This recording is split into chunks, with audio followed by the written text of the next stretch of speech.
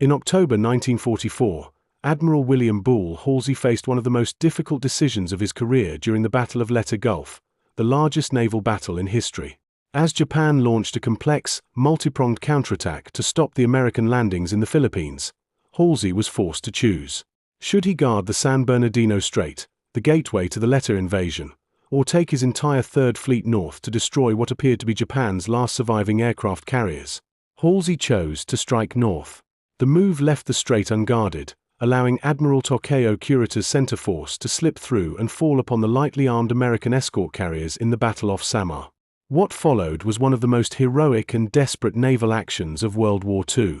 Although Halsey's fleet ultimately destroyed Admiral Ozawa's decoy carrier force, the decision remains one of the most debated moments in naval history, one that defined the rest of Halsey's wartime command and set the stage for his fateful encounters with two deadly typhoons in 1944 and 1945. On December 18, 1944, Typhoon Cobra struck an American flotilla supporting General Douglas MacArthur's invasion of the Philippines.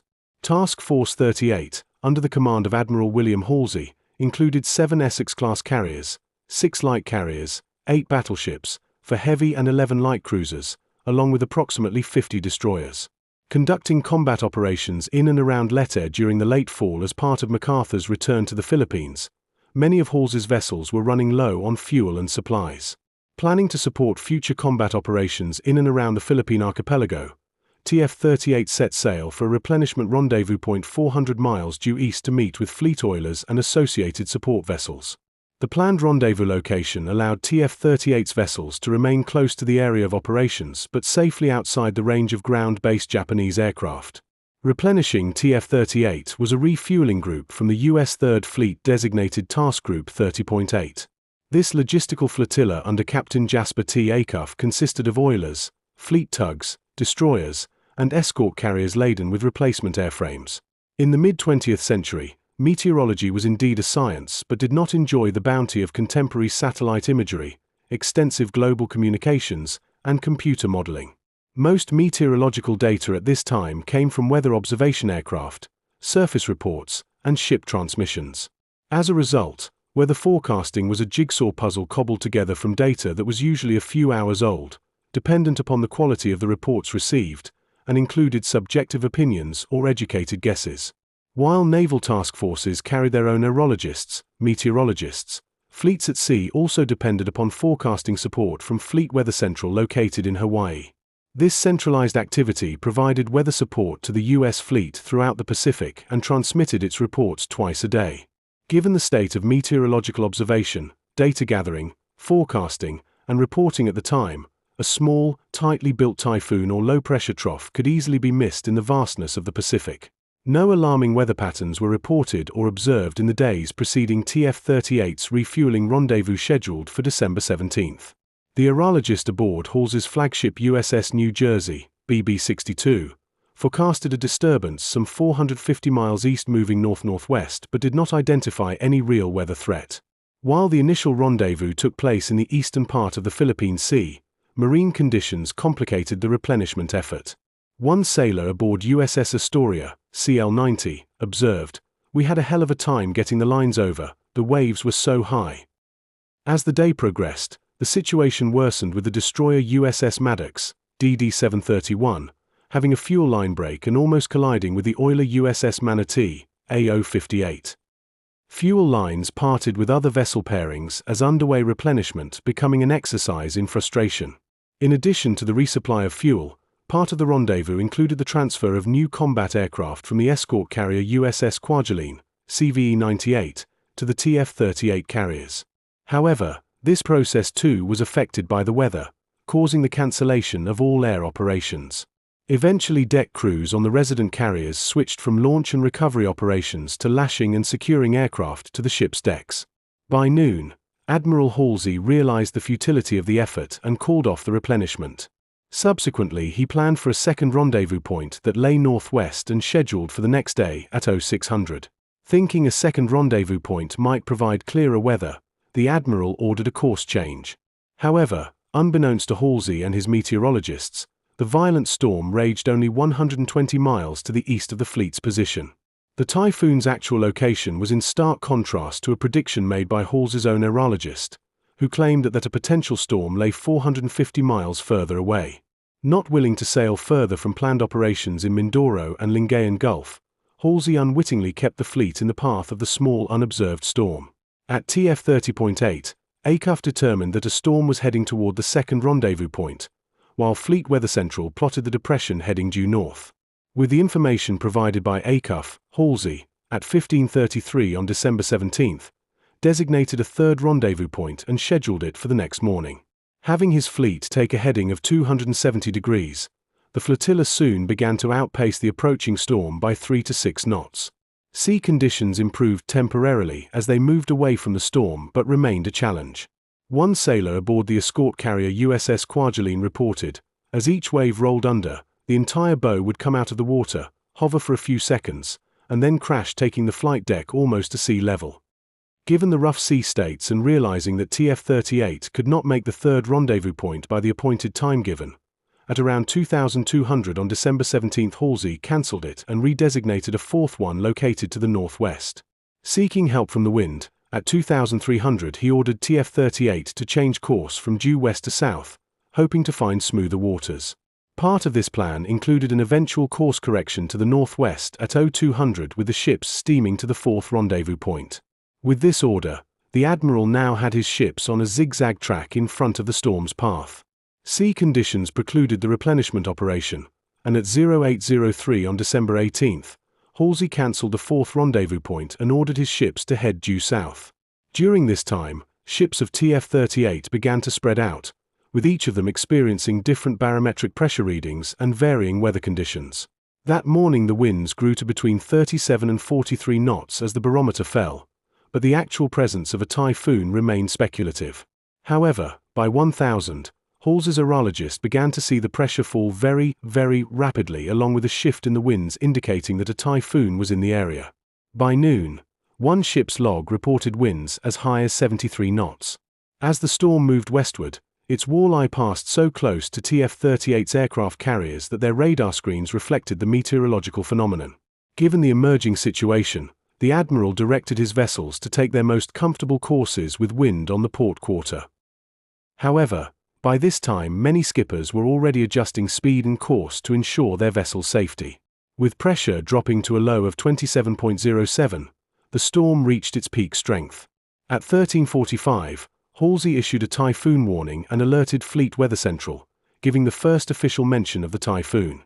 Unknown to him at that time, 3 vessels had already succumbed to the raging seas. Except for the battleships, TF-38 vessels were spread among an area 50 to 60 miles wide and no longer held formation.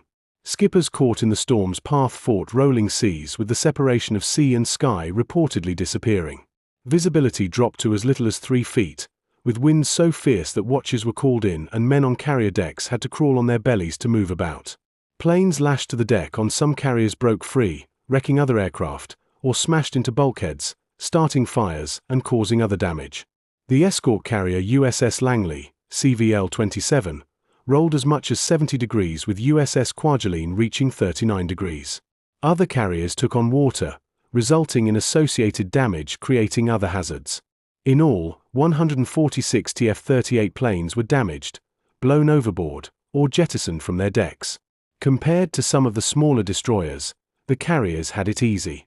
Since many of the destroyers had empty fuel tanks, their ballast was light, complicating handling. Although the fuel tanks could be flooded with sea water to add weight, many skippers delayed that action, hoping for refueling at the various rendezvous points. USS Spence, DD-512, was one such vessel. With her fuel state down to 15%, she began water ballasting, but the action was too late. Waves crashed over her decks, water entered her ventilation shafts and found its way into electrical circuit boards. At 11:10, the ship rolled hard to port and eventually succumbed to the storm's wrath. As the storm's first victim, only 23 of her crew of 317 survived. Near the same time, USS Hull, DD-350, had her fuel tanks at 70%, but with over 500 tons of additional weight topside, she had a high center of gravity. Experiencing winds of 100 knots, she rolled 50 degrees and then 70. Surviving these initial gusts, she was hit with another measuring 110 knots that rolled her so far abeam that water entered her funnel and pilot house, causing her to capsize. Fortunately for Hull's crew, USS Tabora, de 418, also damaged from the storm, found survivors and began a rescue mission after the storm cleared. Despite the efforts of Tabora, only 62 of the Hull's 202 crew members survived. Other destroyers such as USS Dewey, DD-349, experienced much of the same. While also top-heavy, the crew jettisoned the topside weight, reballasted with seawater, and, fortunately, lost her funnel, decreasing her sail area. Luckily, she remained afloat. USS Aylwin, DD-355, also rolled some 70 degrees, staying there for 20 minutes while experiencing severe flooding. However, through skillful ship handling and actions taken by select members of the crew, she too remained afloat. USS Monaghan, DD-354, with fuel tanks at 76%, attempted further ballasting, but stuck valves prevented the adding of additional weight. At 11:30, she began taking serious rolls and then lost electrical and steering power. She eventually foundered, killing 250 men with only 6 survivors. With the storm clearing by the afternoon, Halsey ordered search parties for men washed overboard and directed TF-38 to steer for Ulethe. Not until early the next morning around 0200 on December 19 did the Admiral learn about the flotilla's losses.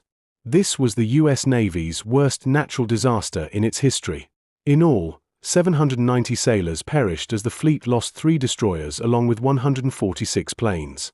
Furthermore, 27 ships sustained damage, with 11 requiring extensive repairs. A court of inquiry later found Halsey responsible but defended the Admiral's actions. In their findings, they reported his actions were errors in judgment committed under the stress of war operations and stemming from a commendable desire to meet military requirements. For the vessels lost, the court found that the 3 skippers waited too long in acting to prevent the foundering of their ships. As with most tragedies, the event was studied and lessons were garnered.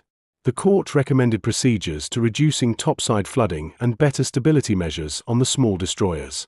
Improvements to Navy meteorological services were also recommended, including the stationing of weather ships in various areas, increased reporting stations ashore, and establishment of a new central weather facility located at Guam. Most of these measures were implemented over the next few months.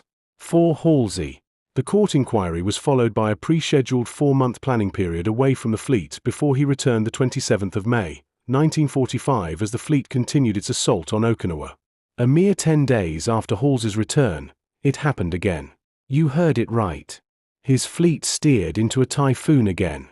Halsey's fleet was divided into several task forces, and the task forces were further divided into several task groups.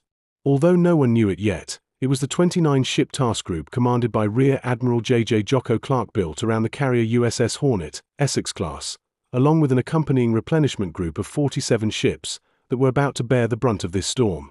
Following Typhoon Cobra, Fleet Admiral Chester Nimitz made several changes to how the Navy's weather intelligence was gathered, but the new system still had some bugs in it.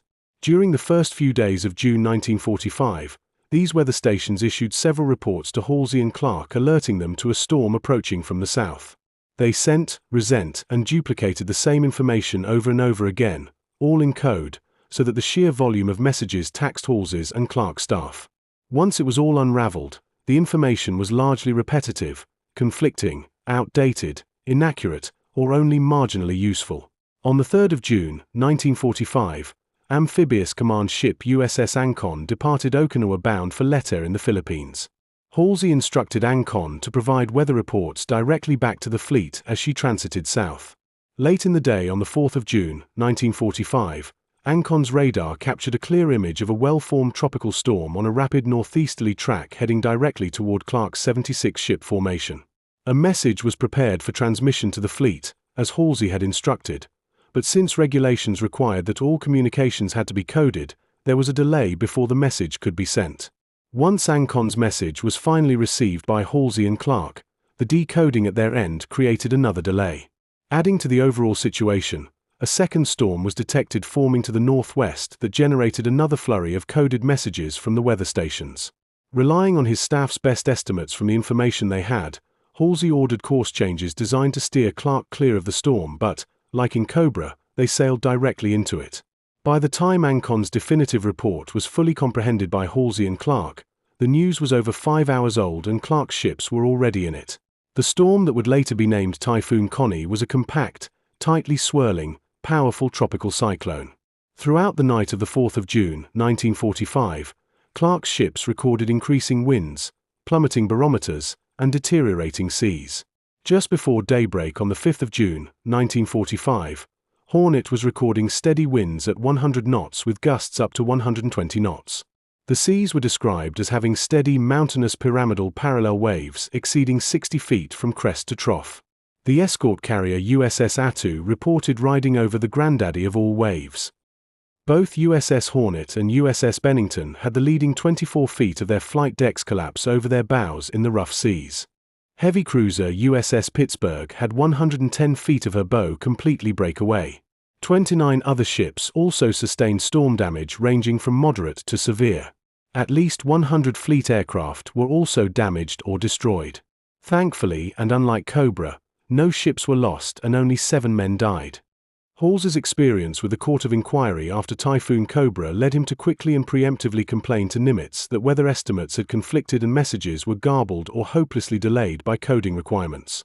On the 15th of June, 1945, Halsey and Clark, along with Carrier Task Force Commander Vice Admiral John McCain and Replenishment Group Commander Rear Admiral Donald Berry, appeared before a court of inquiry aboard the battleship USS New Mexico in San Pedro Bay, Leyte Gulf, Philippines. The court was presided over by the same Vice Admiral John Hoover who presided over the court inquiring into Typhoon Cobra. Blame was placed squarely on Halsey and McCain, with the main cause described as Halsey's late-night course changes that brought Clark's ships directly into the storm's path, similar to what happened in Cobra. Secretary of the Navy James Forrestal was willing to retire Halsey, but he and Fleet Admiral Ernest King decided it was in the Navy's larger best interests to leave Halsey in command. McCain, on the other hand, was to be replaced by Vice Admiral John Towers, but the actual transfer of that command did not take place until a few days after the Japanese surrendered. McCain's actual role in the Typhoon was minimal, but King harbored ill feelings toward him, as did Nimitz, and removing McCain may have been a way of punishing Halsey without publicly humiliating the national hero. As with Cobra, changes were made after Connie. Most notably, Nimitz weather reporting stations had their communication system streamlined and urgent weather reports would be issued directly to the fleet in plain English. Why would such an experienced admiral like Bull Halsey make such a blunder twice? In the months following the Battle of Leyte Gulf, Admiral William Bull Halsey carried both the pride of victory and the weight of controversy. His decision to pursue Japan's decoy carriers had left the San Bernardino Strait unguarded and nearly cost the American invasion force its foothold at Leyte. Many within the Navy whispered that Halsey's judgment had failed him, that his hunger for a decisive blow had blinded him to caution. Perhaps that shadow haunted him in the weeks that followed.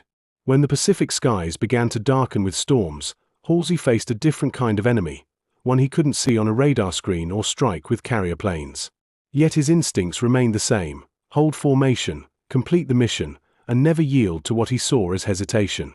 His aggressive creed, hit hard, hit fast, hit often, had served him well in combat, but it blinded him to the invisible threat gathering on the horizon.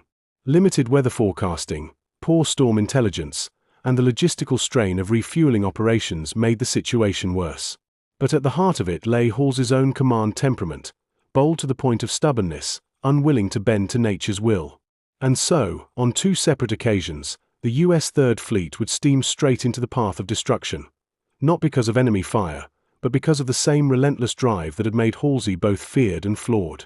Together, Typhoon Cobra and Typhoon Connie would go down in history as Halsey's typhoons, and would be among the first things his detractors were quick to bring up. There were also lessons learned, and many of the modern weather forecasting principles we know today have their direct roots in these 2 storms.